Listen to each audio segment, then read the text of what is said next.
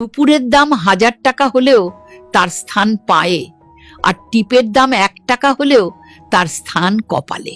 ইতিহাস সাক্ষী লবণে কখনো পোকা ধরেনি, কিন্তু মিষ্টিতে প্রতিদিনই ধরে, আবার পিঁপড়াও ছাড়ে না। মানুষ সোজা পথে চলতে চায় না, বাঁকা পথেই আগ্রহ বেশি। তাই তো মদ বিক্রেতাকে কোথাও যেতে হয় না, কিন্তু দুধওয়ালাকে বাজারে দাঁড়ে দাঁড়ে ঘুরতে হয়। আমরা সর্বদা দুধ বিক্রেতাকে বলে থাকি দুধে জল মিশাননি তো, আর মানুষ মদে জল মিশে খায়।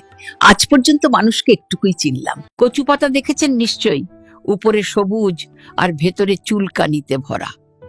ঠিক তেমনি কিছু মানুষ আছে, বাইরে থেকে দেখতে ভীষণ সুন্দর, পরিপাটি, কিন্তু ভেতরটা আবর্জনায় ভরা। সাপ দুধ খেয়ে বিষ উগরে দেয়, আর গরু ঘাস খেয়েও দুধ দেয়। সুতরাং দোষটা খাবারের নয়, পার্থক্যটা স্বভাবে। নিজের যোগ্যতা নিয়ে কখনো অহংকার করবেন না। মনে রাখবেন, পাথর কিন্তু নিজের ওজনের জন্যই জলে ডুবে যায়। কি আজব দুনিয়া জানেন!